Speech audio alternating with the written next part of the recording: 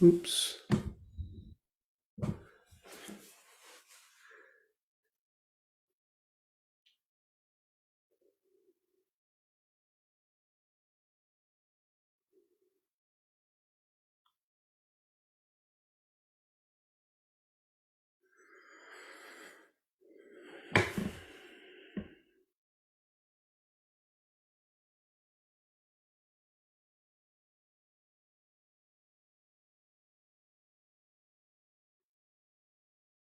Good evening, everyone. Glad we're still here.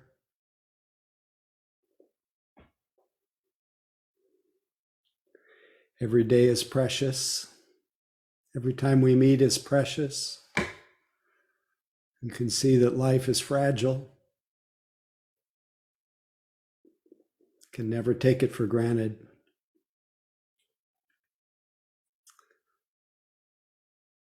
Enjoying the little light show of people popping in, and we'll just wait until the popping stops a little bit, and then we'll start our sitting together.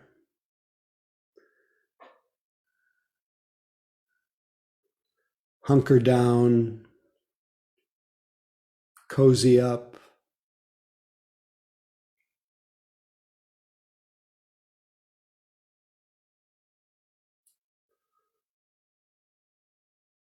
Love each other up by just holding up each other's practice. It's made so much more accessible when we do it together.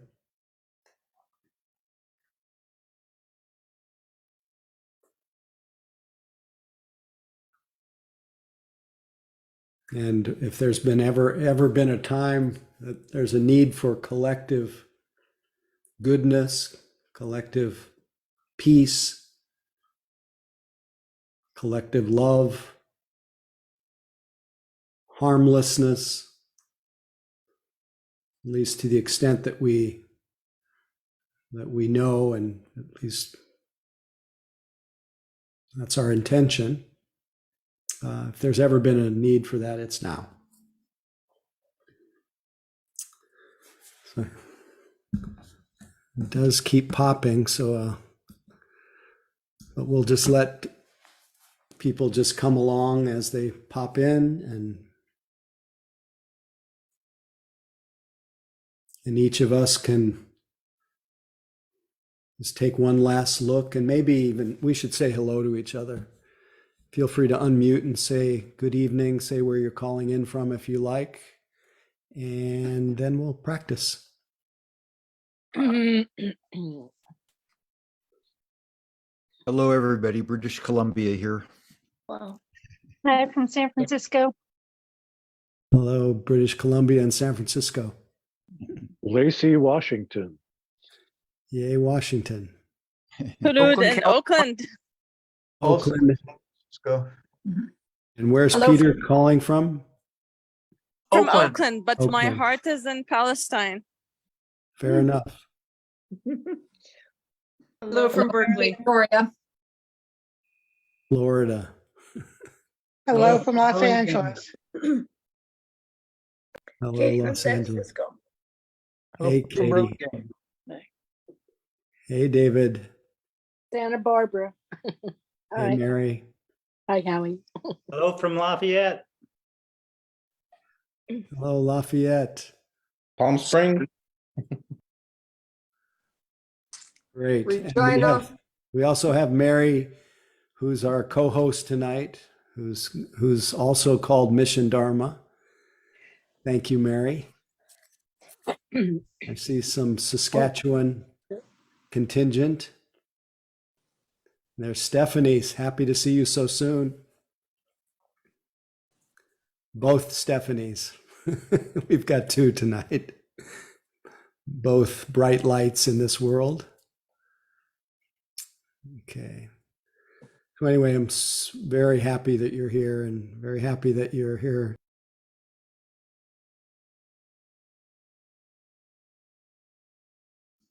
Some peace in the middle of it all, to be able to somehow create the conditions where we can bear the unbearable, the 10,000 joys and the 10,000 sorrows. And how do we do that? We stop. We stop fighting. We stop struggling, at least for this time. And how do we do that? We let our eyes close softly, and we just reflect for a moment and remember that the past is just a memory. It's past. And the future is just a dream. It remains in the realm of the unborn, that there's really only this moment.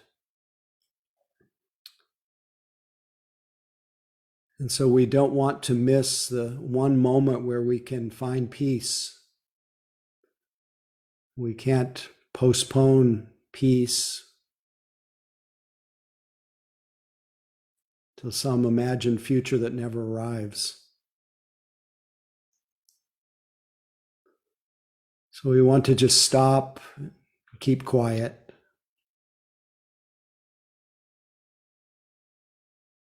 Use this precious human birth, this body, with its senses to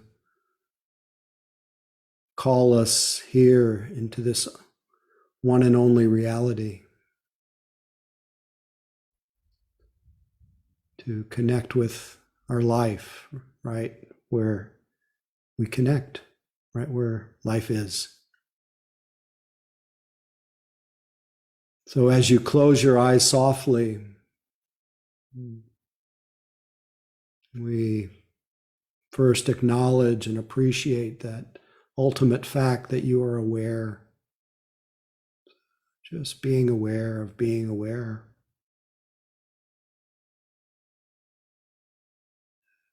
And then acknowledge that fact that without this body and its senses, we would not be able to know that we are aware. So you could say that the body is aware. That's why this is sometimes called bodyfulness. So let the sense of our body, the sense of being aware, come together. And this coming together of embodiment and being aware we call presence.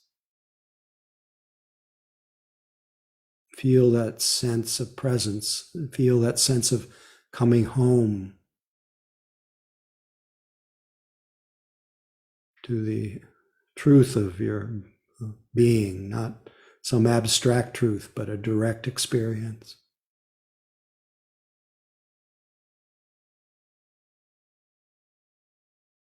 And the closer you come, the more intimately you feel this sitting body. The idea of it gives way so effortlessly to a field, a world of sensations, of aliveness, vibration, of pulsing. And we let that living experience keep calling us here. And that harmonizing of our scattered attention with this body that has come to rest. This brings a byproduct of stillness, of steadiness.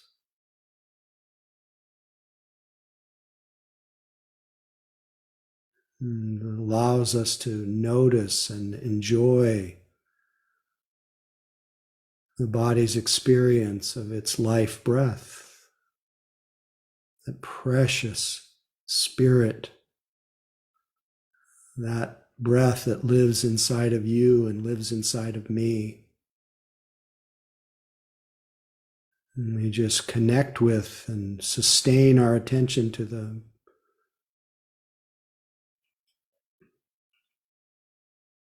sensations that arise with each breath, each in-breath through its duration, each out-breath. We let this intimate experience of breath support our continuity of attention, support us to continue to be aware, aware, supported by the breath.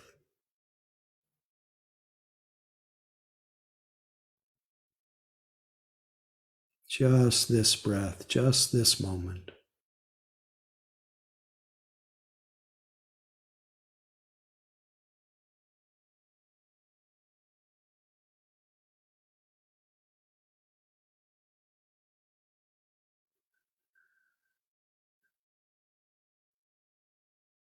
Being with the breath in the middle of it all.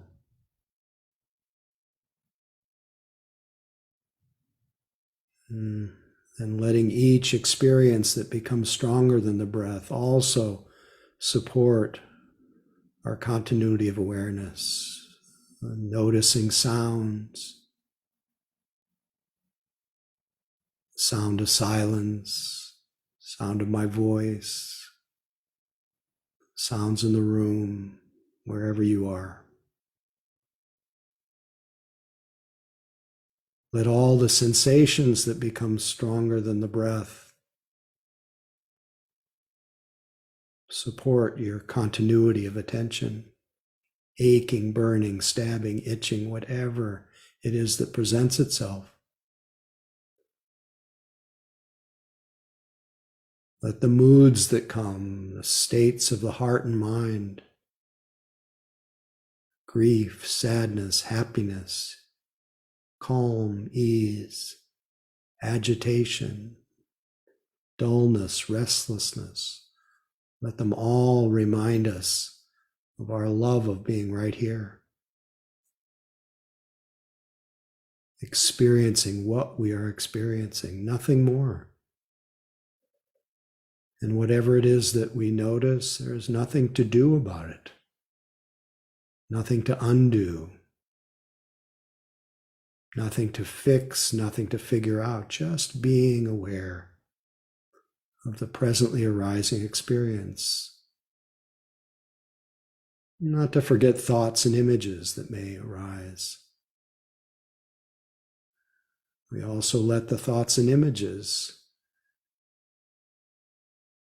support us to be aware of thinking, support our continuity of awareness.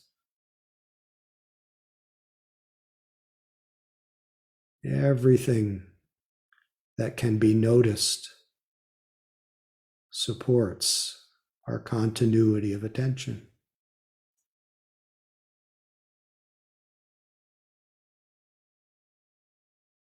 So just this moment, just this breath, or whatever becomes predominant.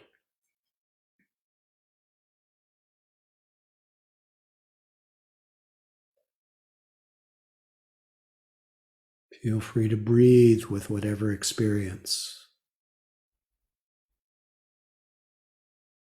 is strongest.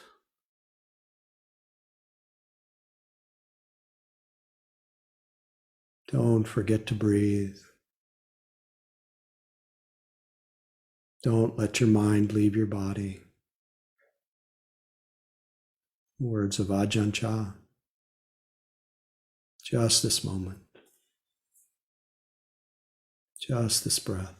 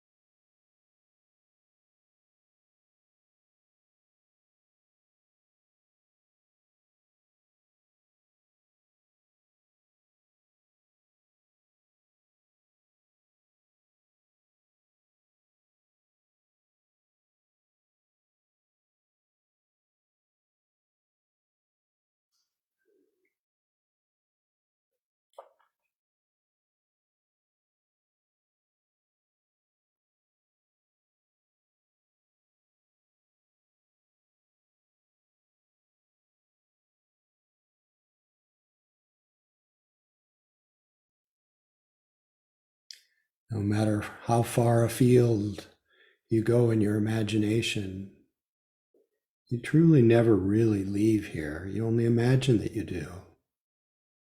Once you wake up to where you are, you can simply notice, oh, imagining. And then very gently, lovingly put the puppy back on the paper, the frog back on the plate. It's coming back to the simple experience of the sitting body and the body's experience of the breath. Sinking into it, sticking to it, spreading out all around it, not missing any part of the in-breath and the out-breath. Or that same sustained attention to anything you're noticing. Remember, mindfulness is not just a glance, it's direct, it's intimate, and it's sustained, so that we discover the nature of our experience in anything that we notice. Everything is changing.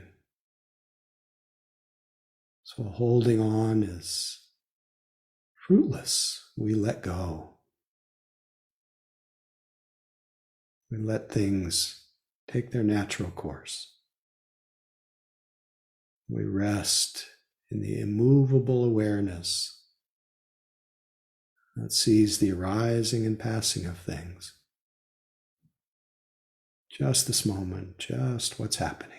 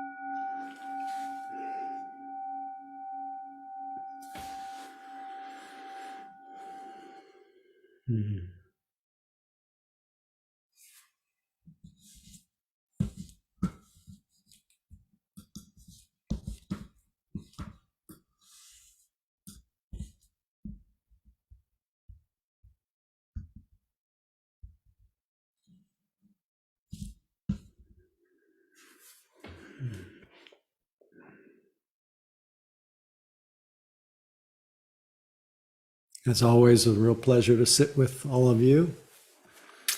Have to pinch myself how lucky I am to have such good company. A reminder of being able to remind myself and shout it from the hilltops, the value of stopping and keeping quiet, dropping into the heart. And when I say the heart, I mean just the heart of consciousness. Consciousness is chitta, heart, mind. It's the same thing. When we are continuously aware, our hearts open, our eyes clear, and it really helps to have other people give me a good excuse to stop. It's really easy to be pulled out, to be to forget that peace is possible even during such horror.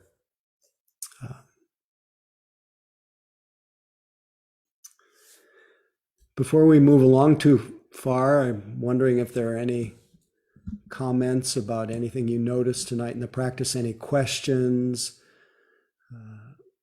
descriptions, topics that emerged from the practice tonight, hopefully not too theoretical. And just a reminder, as I often do, that whatever comment or question you might have will likely be of some use to someone else. So it's part of the generosity of not just your silent presence, but your communicative presence, if you're willing, and if you have something you want to speak about. So please feel free to raise your hand. The raised hand function and the Zoom thing, if you like, and if you don't, we'll just be quiet.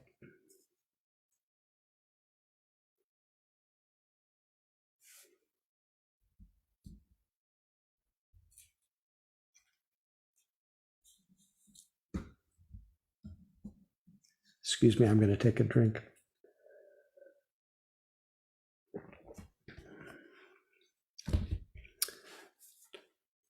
Non-alcoholic.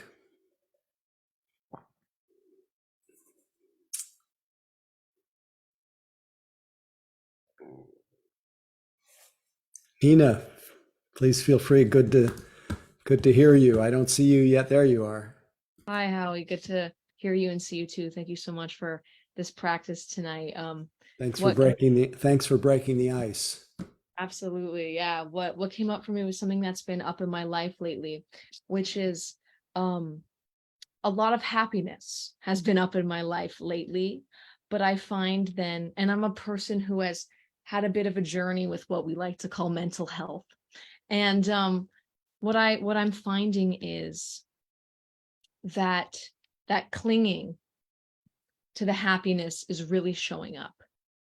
And my question then becomes, how do I put intention into cultivating equanimity and joy and activities that bring happiness, because that feels great and I like to live that way, but letting go of that grasping to the happiness, like the cultivation, something I want to have in my life, but the attachment to the result is something I want to let go of. And I find that to be a difficult balance. I get freaked out. I'm like, don't go. If I ever feel like less happy, after experiencing that joy. So I'm wondering just any take on that balance and that grasping. Well, that the teachings just remind us to kiss the joy as it flies, just let go. And I don't think there's you don't need to take on the letting go project. You just simply need to notice when there's clinging. Those are also momentary. They also arise and fade just like the joy does. But the byproduct of both noticing where there's clinging and seeing its change as seeing it as a changing condition, noticing when there's great joy and pleasure and seeing that's a changing condition. The byproduct of that is much more of the higher kind of happiness, which is equanimity or peace. So just noticing, I think that, you know, that line that from Francois Fenelon, he says, you only know your malady when the cure begins. So when if you're seeing the clinging to joy, it's really the seeing of that, to treat it like you would any other meditative object. Oh, this is what clinging is like. And as I mentioned during the sitting tonight, maybe other people weren't really paying attention at this point, but I said that being aware, being mindful is not just glancing. It's got three qualities that the Buddha talked about. It being, the first quality is it's very direct. It's, you know, it's really face to face with that experience. In this case, in the experience of clinging. The second of the qualities is, I called it tonight intimate, but in the teachings, it's translated as non-superficial. It's like where you feel whatever it is. What is that quality of clinging? How do you feel it? And then the third part, so that's direct, intimate, and the third part is sustained, staying with it, seeing how it behaves, seeing what happens, kind of leaning into it a little bit, so that it doesn't become a kind of reactive pattern of, oh, now I'm going to take on, even though it's a wholesome thing to take on to incline toward more joy and incline toward letting go. You don't want to turn it into a project. Then it becomes co-opted by your ego, whether you're doing okay or not okay, and the measuring mind. And it's just a moment of clinging. So enjoy. Thank you. Thank you. Anyone else?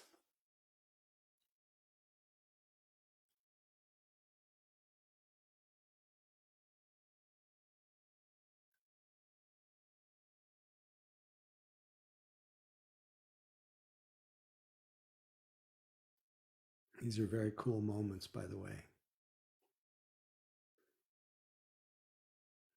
Notice the stillness. Notice the timelessness.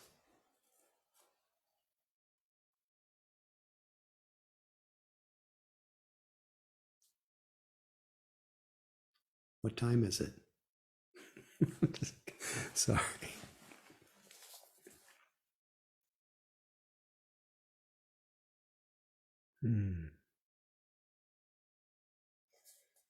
Okay, no comments, no questions, no topics.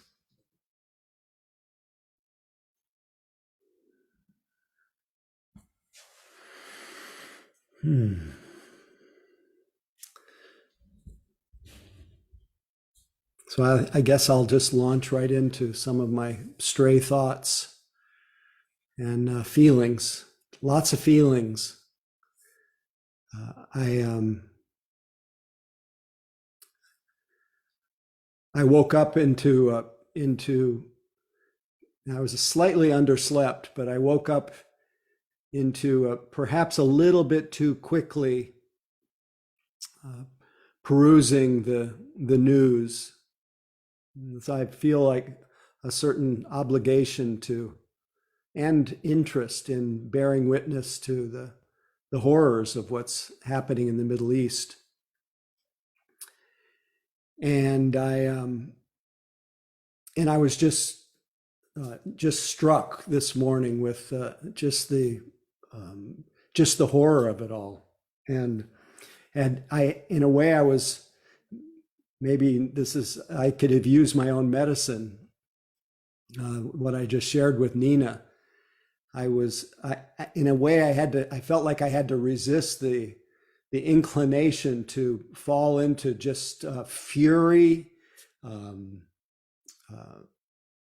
despair, hopelessness, a whole wave of different things, and just being out of sorts.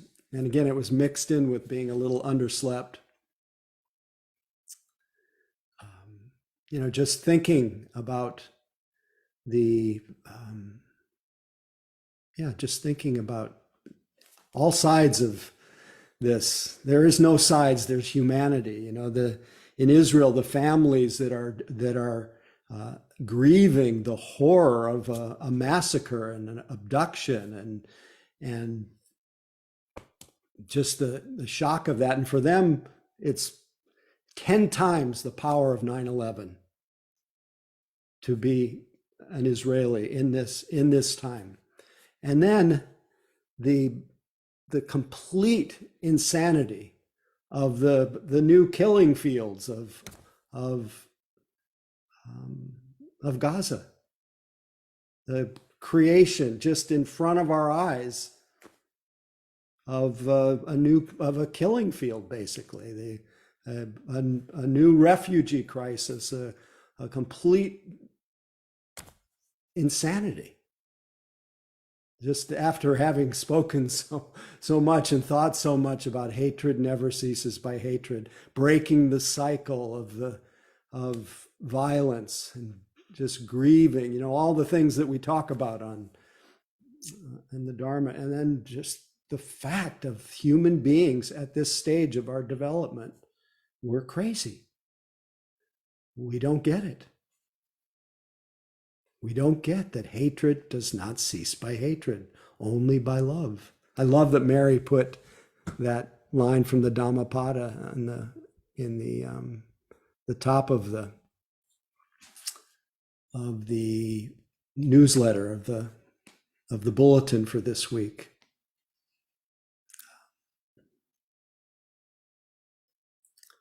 But then I recovered and just felt what I was feeling. And just by turning toward it, as I was telling Nina, I recognized that whatever these feelings are changing conditions. They're the intense weather of the moment. And then other moments I was actually just engaged in what I was doing. And that's part of the beauty of letting ourselves grieve or letting ourselves feel helpless or hopeless or fury. They change. And if I'm showing up to be with those changing conditions, they show the Dharma to us. They show their changing nature. They show their selfless nature. They arise and they fade. And they show that clinging to them clinging and identification with these feelings brings suffering that is optional, that's not necessary. It's painful enough just to feel them, let alone to hold them and build a monument to them, build a whole story about them, just to feel. And not have to know what to do or undo or fix or Mary also included, and it's always nice to be reminded, she included something that was sent to me by Stephen Folder, who is the senior teacher, guiding teacher, and founder of the Israel Insight Meditation Society. And I don't know if how many of you remember this, but we hosted him at Mission Dharma in 2019 when he was traveling around the US talking about the book that he had written. And he visited a couple sanghas, Eugene's and Eugene Cash's and Mission Dharma. And he sent out a statement, and I thought that I would read it tonight. It was also included in our bulletin, but I'll read it to you. And it has some perspective in it. He says, I write this from Israel where I live. We're in the midst of unprecedented pain and the suffering of unimaginable violence. There's a climate of fear and anger and loss, which for some is overwhelming. At the same time, our spiritual community and many groups and kind-hearted folks are extremely active round the clock in online events and physical meetings, bringing relief, humanitarian aid, care, the capacity to listen, and offering ways to find the strength and stability to go through this terribly dark period. At the same time, many of us, including myself, cannot condone the suffering inflicted on the Palestinians of Gaza in response, as if that will be an answer. It will not be. An eye for an eye will leave the whole world blind. That's from Gandhi. The evidence is clear. Every few years, there has been an outbreak of violence. Gaza has been pounded, and the seeds are sown for the next round. These days, it is by far the worst. It still expresses the utter failure year by year for both sides to explore other options. When the voices on both sides say that there are no other options, it expresses only the paths that were not taken. It is sleepwalking into suffering. It shows aggressive and reactive responses based on trauma, rather than wise actions that create conditions for change. Over many years, I and colleagues have been bringing groups of Israelis to the West Bank to spend a weekend on peacemaking workshops with Palestinians at times when the dominant voices said that peace was impossible and only violence and suppression worked. We found that our tools of deep listening, sharing our pain and daily life experiences, and being in each other's shoes created a lasting bond and showed us all that peace was possible. The truth of our shared vulnerability creates an opportunity for transformation. We also did a large number of quiet peace walks through the region, Israelis and Palestinians, Jews and Arabs, demonstrating what peacefulness was like at times when it was forgotten. Did it make a difference? Yes, like a candle that brings a small light, yet one that makes a real difference in a totally dark room. What can you and others who are outside the region do to help? Kindness is the opposite of hate and violence. Connect with the compassion in your hearts and know that compassion is unlimited. It does not have one address. Radiate compassion for all sides and for ourselves, as we too are vulnerable beings. And let it direct and energize us to act skillfully in the world, wherever we have an opportunity, helping to create the conditions for a peaceful and fulfilling life for all. Again, Stephen Folder, founder, senior teacher, Israel Insight Society.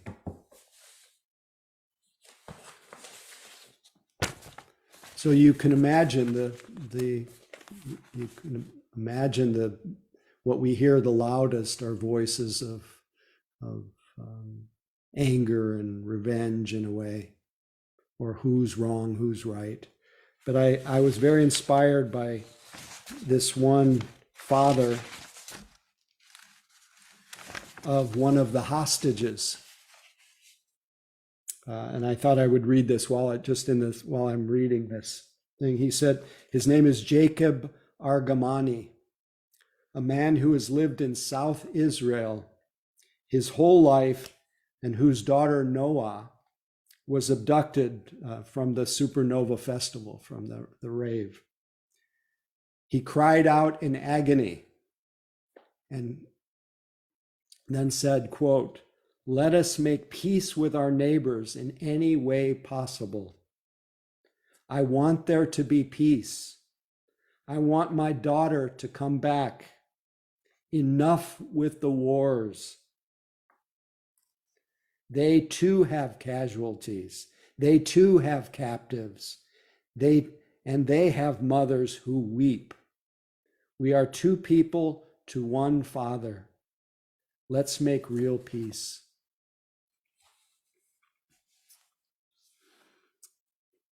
So, and obviously, and this is just deeply sad, the whole thing. But he reminds us that we all come from the same place. And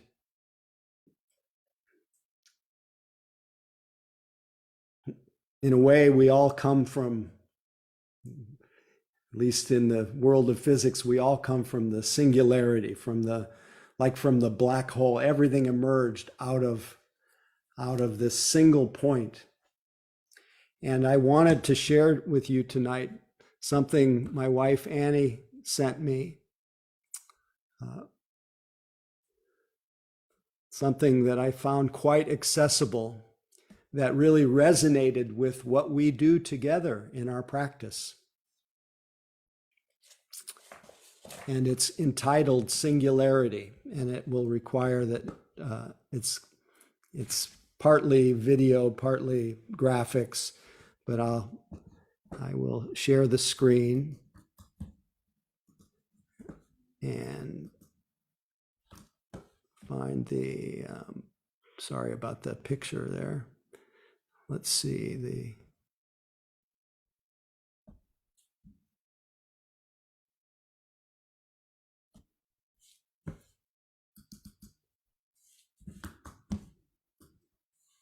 okay.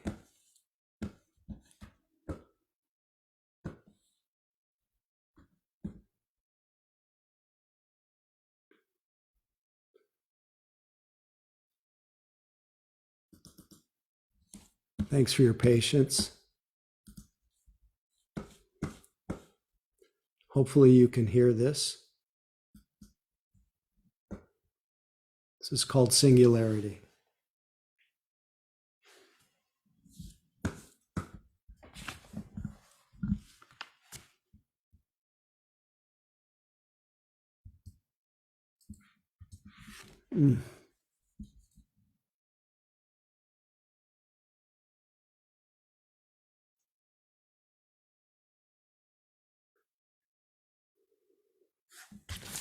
It's not coming up, so.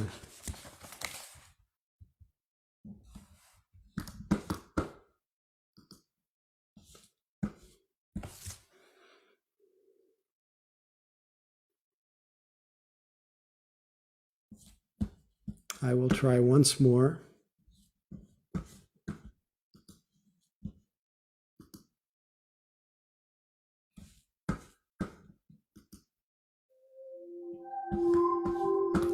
Let me think.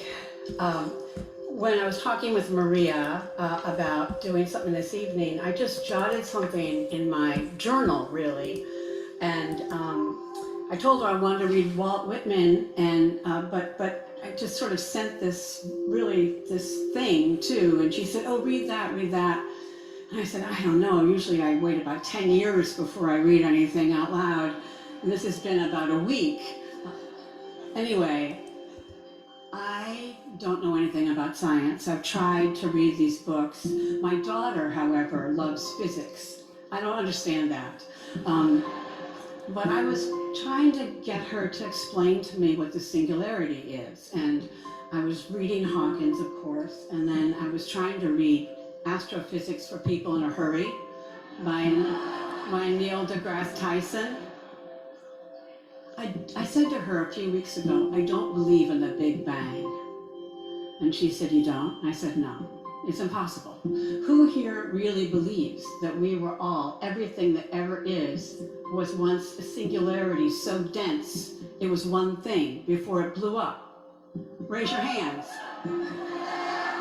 Right? See, just like not that many over there. So here it is, the singularity.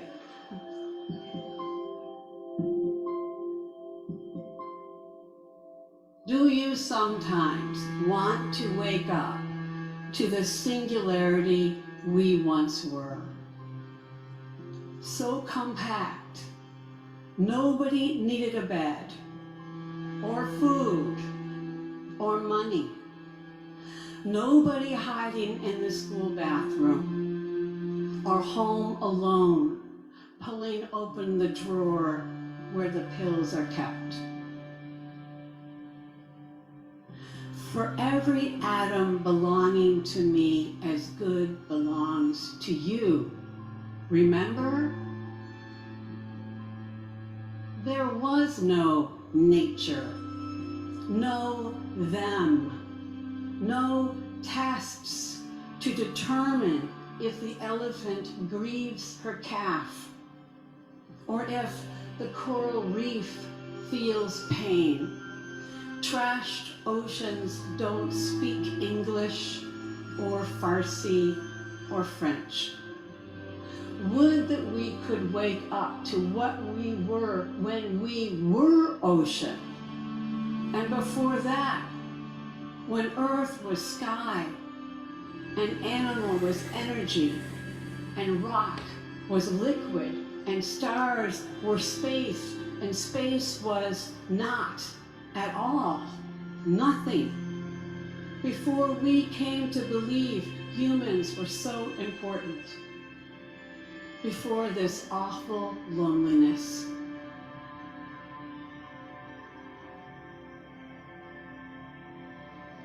Can molecules remember it?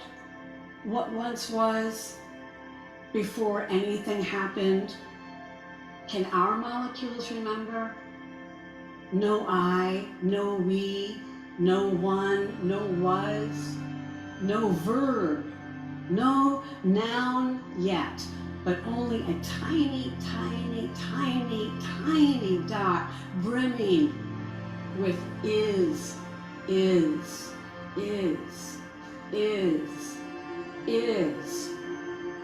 all, everything, home. Thank you.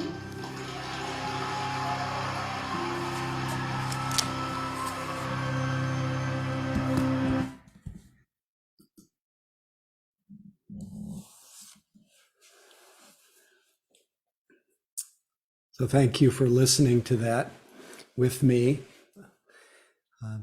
And I could not help but feel, sense, as I was watching that this is what this returning to this point is what we do every single time we practice, every time we have a moment of mindfulness, but every time that we gather our attention into our body, every time that we create the conditions for calm, is we return to that, what in the Buddha's teaching is called ekagata, which means single pointedness. But the deeper meaning of the word ekagata is the one point that includes everything. So the more that we return to that single point, the more deeply we feel the kinship, the union with all of life.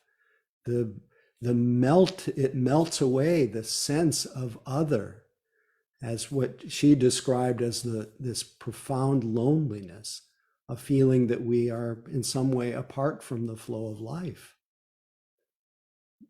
But that connection, that union, is literally a split second away.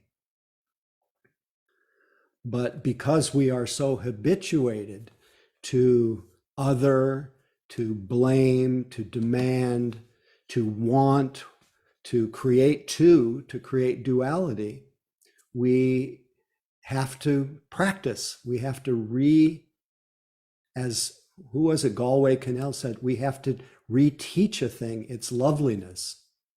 We have to return to that single point. And so in our case, we use this ever-present wakefulness and clarity, and we gather it into this body, and we sustain that.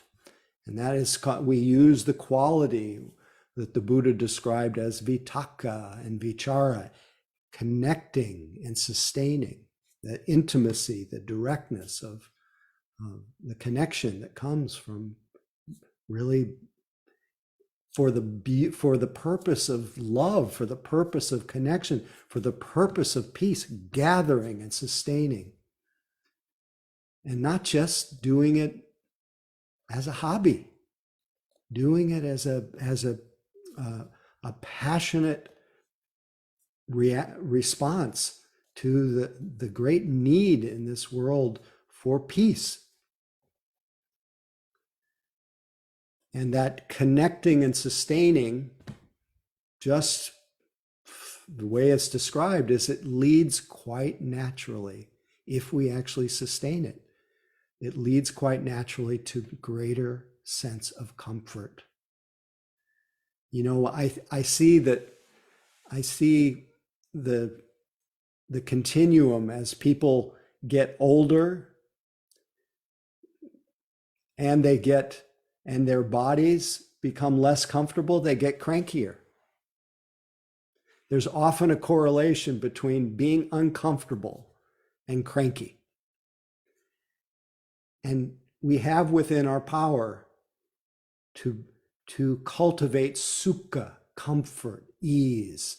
It's the byproduct of gathering and sustaining. It also gives rise to rapture, a sense of fullness, a sense of sufficiency, of wholeness, a feeling that I don't need anything. And so then we are less needy. We are, as Rumi put it, we are the ones then, when we're full, we are the ones with the full moon in each eye, giving to everyone else what they're longing to hear. It comes from that poem where he says, isn't it true that everyone you see is saying in some ways, love me, love me. They don't say it out loud, otherwise someone would call the cops. Look at us, this need in us to connect. He says, why don't you become the one with the full moon in each eye, giving to everyone else what they're longing to hear? So the fruit of the connecting and the sustaining is the comfort and the rapture, the fullness, the wholeness. But the culmination of these qualities growing in our hearts and minds as we return to that single point is that single point itself, is the culmination, is ekagata, one-pointedness. The one point that includes everything. So again, this is, to me, this cuts right through all of our divisions and all of our confusion. That sense of this false sense of separateness. This theme runs throughout the teachings of the Buddha and the teachings of the gospel in Christianity. This is Jesus. This is from the Gospel according to Thomas. Jesus saw children who were being suckled. He said to his disciples, "These children who are being suckled are like those who enter the kingdom." They said to him, "Shall we then, being children, enter the kingdom?" Jesus said to them, "When you make the two one, and when you make the inner as the outer, and the outer as the inner, and the above as below, when you make the male and the female into a single one, so that the male will not be male and the female not be female, when you make eyes in the place of an eye, and a hand in the place of a hand, and a foot in the place of a foot, and an image in the place of an image, then shall you enter the kingdom." And then the Buddha, in the conversation with Bahiya, "Therefore, Bahiya, you should so train yourself that with respect to the seen, there will just be what's seen. With respect to the heard, there will be merely the heard. With respect to the sense, there will be merely the sense." Coming to that bare simplicity. That with respect to the cognized, there will be merely the cognized. So should you, Bahiya, train yourself. When for you, Bahiya, with respect to the seen, there will be merely the seen, respect to the heard, merely the heard, respect to the sense, just what is sensed, with respect to the cognized, just what's cognized, then you, Bahiya, will not be therewith. When you, Bahiya, are not therewith, then you, Bahiya, will not be therein. When you, Bahiya, are not therein, then you, Bahiya, will neither be here nor there, nor additionally in both. This alone is the end of dukkha. Unfortunately, not the time to read this over again, but it all points to coming home to that single point where we all come from.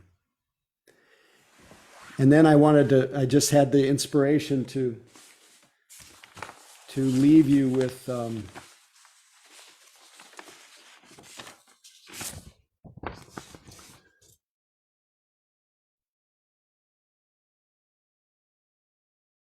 with the opposite of the, that's more the microscopic to that single point. But then there is the panoramic, where we can see ourselves on this dear planet, as Carl Sagan did in his comments called the pale blue dot. Look again at that dot in this picture. It was a picture, an image taken from the Voyager 1 in 1990 as the spacecraft was departing our planetary neighborhood for the fringes of the solar system. It turned it around for one last look at its home planet. Voyager was about 6.4 billion kilometers, 4 billion miles away, and approximately 32 degrees above the ecliptic plane when it captured this portrait of the world. Caught in the center of scattered light rays, a result of taking the picture so close to the sun, the Earth appears as a tiny point of light, a crescent only 0.12 pixels in size. Look again at the dot. That's here. That's home. That's us. On it, everyone you love, everyone you know, everyone you ever heard of, every human being who ever was, lived out their lives. The aggregate of our joy and suffering, thousands of confident religions, ideologies, and economic doctrines, every hunter and forager, every hero and coward, every creator and destroyer of civilizations, every king and peasant, every young couple in love, every mother and father, hopeful child, inventor and explorer, every teacher of morals, every corrupt politician, every superstar, every supreme leader, every saint and sinner in the history of our species live there on a mote of dust suspended in a sunbeam. The earth is a very small stage in a vast cosmic arena. Think of the rivers of blood spilled by all those generals and emperors so that in glory and in triumph they could become the momentary masters of a fraction of a dot. Think of the endless cruelties visited by the inhabitants of one corner of this pixel on the scarcely distinguishable inhabitants of some other corner. How frequent their misunderstandings, how eager they are to kill one another, how fervent their hatred. Our posturings, our imagined self-importance, the delusion that we have some privileged position in the universe are challenged by this point of pale light. Our planet is a lonely speck in the great enveloping cosmic dark. In our obscurity, in all this vastness, there is no hint that help will come from elsewhere to save us from ourselves. The earth is the only world known to so far to harbor life. There is nowhere else, at least in the near future, to which our species could migrate. Visit, yes, settle, not yet. Like it or not, for the moment, Earth is where we make our stand. It has been said that astronomy is a humbling and character-building experience. There is perhaps no better demonstration of the folly of human conceits than this distant image of our tiny world.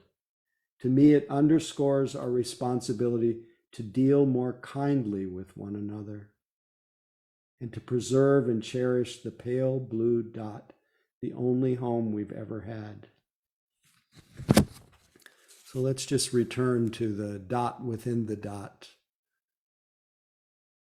the single point, connecting with life right where it connects with us. As Donald Babcock says, we ease ourselves into the boundless, right where it touches us. We repose in the immediate as if it were infinity, which it is.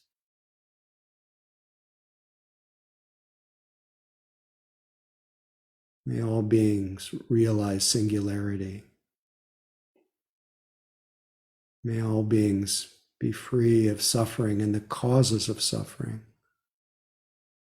May all beings be safe and protected from inner and outer harm. May all of our love and our hearts go out to the people in the Middle East and anywhere else where our human family is unsafe. May all beings be liberated. May all beings grow in equanimity.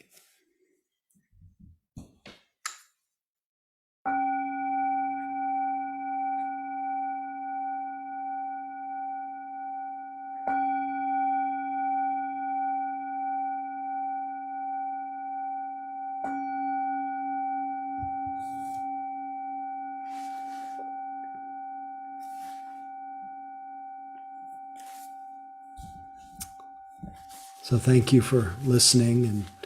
And Mary, you have any announcements before we say goodnight to each other? Just a quick word about Donna. I want to thank everyone for their presence here tonight because without you, there is no Mission Dharma. So thank you for showing up for yourselves, for each other, and gratitude for those who have come before, whose financial support has helped support our teacher, Howie Cohn, so that he can continue to offer the teachings and bring his wisdom and love. And so that we can continue, these teachings continue on. So you can be part of that legacy and by offering Donna for an appreciation and for the continuation of the teachings and the continuation of Mission Dharma. So thank you in advance. Information's in the chat. Thanks, Mary. Thank you all in advance, and thanks for your practice especially. And feel free to unmute and say goodnight to each other. Sorry I didn't get to the last raised hand, but hopefully we can continue this conversation for the next 38 years. Thank you, Howie. Good night.